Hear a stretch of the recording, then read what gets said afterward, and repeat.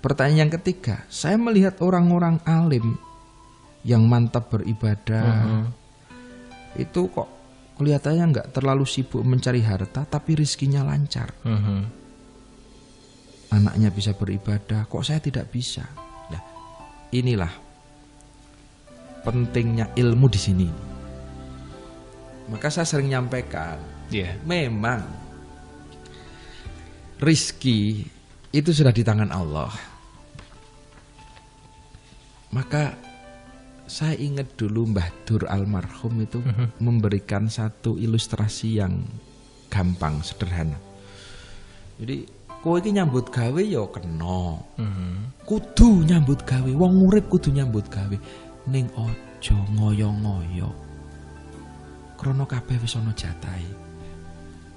Kalau bisa dilihat, umpamane iso didelok nang dhuwur nang langit ki wis ting grandul bahasanya itu. Grandul itu bahasa Indonesianya apa ya? Menggantung ya. Wis ting grantung nang nantu. Kayak sak gandul kono kayak rezekine Dimas. Kayak sak gandul rezekine Reni. Kayak sak gandul rezekine Zainab. Kayak sak gandul rezekine Pak Toha. Itu sudah digandulkan semua, digantung di atas. Digantungkan di atas. Itu rizki, takdir namanya. Lah, manusia oleh Allah diminta untuk berikhtiar, disengget gitu loh. Gelem nyengget pora. Takdir itu akan turun ba'da ikhtiarihi, setelah ikhtiarnya manusia. Maka kita berkewajiban untuk nyengget tadi. Nek kowe nyengget tenanan yo takdire cair. Lah wis digantung ning nek ora dicairke lho ya. Enggak dapat apa-apa kita kan? Gak mungkin kita hanya tidur terus rezeki datang sendiri, gak mungkin. Nah, disengget itu maknanya ada ikhtiar. Ikhtiar lahir, ikhtiar batin. Ikhtiar batin, malam kita bangun, sholat hajat, mohon rizki kepada Allah. Dengan wasilah kita membaca waqiah, wasilah kita zikir, memperbanyak sholawat, menangis, berdoa kepada Allah. Itu namanya nyengget. Nah, setelah malam disengget dengan mujahadah, dengan doa, bahasanya Mbah Dur, awan tadahono. Gitu. Disengget tok ora ditadai ya merucut. Gitu kan? Betul. Maksudnya tadahono itu siang hari kita harus bekerja. Ada yang ke pasar, ada yang buka warung, ada yang ke terminal, ada juga yang ke kantor, ke sawah, ladang juga. Itu adalah bagian dari ikhtiar yang kedua, nadai rahmat belas kasihnya Allah. Yaitu. Jadi Gusti Allah itu mau ngasih duit ke Dimas, itu nggak mungkin Dimas berdoa kok tiba-tiba tidur terus di bawah bantal sudah ada duit. Berdoa malam, ya Allah paringono rezeki, pagi-pagi langsung gedabruk. Rezeki nomplok datang, jatuh di depan pintu. Tolonglah, Allah dikasih jalan. Dikasih jalan untuk memberikan rizki. Dibukakan, ada warung lah, ada kita punya kantor, kita punya sepeda motor untuk ngojek, kita punya sawah. Itu kan menjadi perantara saja. Allah memberikan rizki lewat sawahnya, lewat warungnya, lewat pasar, lewat kantornya. Atau lewat online, dia punya warung di Jagat Maya. Nah, itu kan juga bagian dari upaya usaha. Jadi ibaratnya bengi disengget, awan ditadai. Ikhtiar dua hal tadi itulah yang harus dilakukan.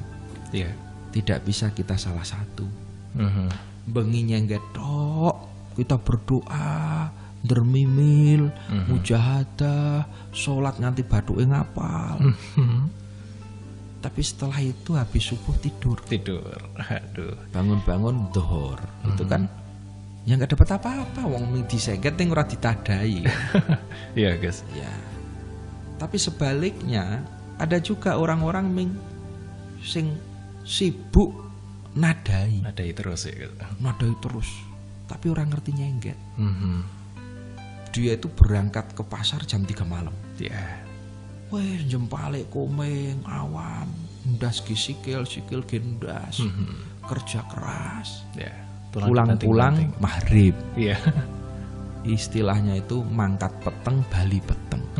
Tapi sampai rumah kelutik gembol turahane ming garek 3.500. Ini kan ra cucuk belas kan. Iya. Enggak dapat apa-apa kan. Buat makan nggak cukup, padahal dia sudah kerja keras.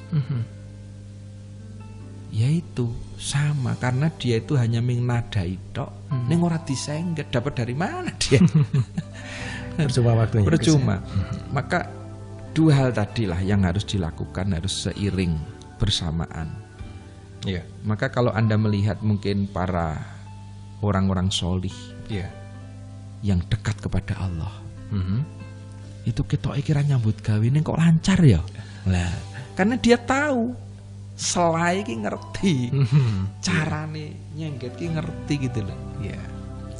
Kalau orang lain pada berebut nyengget mungkin bar maghrib, jamaah maghrib, isya, susuan, orang-orang yang solih itu tahu nyengget bengi jam 2:30 pas sepi.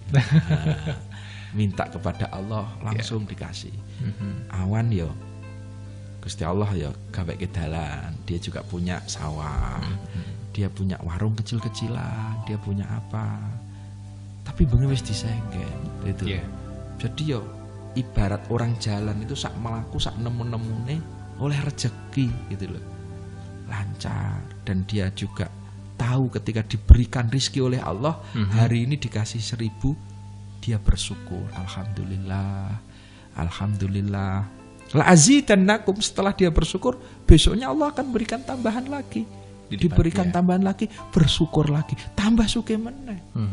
Itu orang yang punya ilmu dan orang yang mau ibadah. Tapi kalau orang yang nggak mau ibadah, bengi ora nyengget lah, bengi ora mujahadah, awan dikasih rizki 5.000 ngumpat. Gusti 5.000 cukup ginopo nih. Ya besoknya tambah seret rezekinya. Betul. Wala in kafartum, ketika dia mengkufuri nikmatnya Allah, maka ya dia akan semakin sulit. Lah itulah. Maka kalau Anda melihat ada orang alim, orang yang ahli ibadah, kok rezekinya lancar padahal dia nggak kelihatan ngoyo, ya wajar. Karena dia berimbang. Dia malam minta langsung kepada Allah, nyengget. Siangnya meskipun hanya kerja sebentar, nang sawah mangkat jam 8, jam 10 wis bali, 10:30 wis toto-toto luhuran. Sementara sing liyane macul nganti tungtang bali sore. Iya guys. Karena ada keseimbangan tadi, ada keseimbangan ya. Keseimbangan itu yang dibutuhkan. Nah, disitulah maka kita harus belajar agar kita punya ilmu. Bisa memanfaatkan situasi. Hari ini kita tidak cukup hanya kerja keras, tapi harus ada kerja cerdas. Cerdas tahu malam harus nyengget, siang kerjanya terukur, agar tidak hanya berkeringat saja, tapi betul-betul mendapatkan hasil yang halal dan berkah. Amin. Oke, Dimas, itu mungkin jawaban gambaran saya.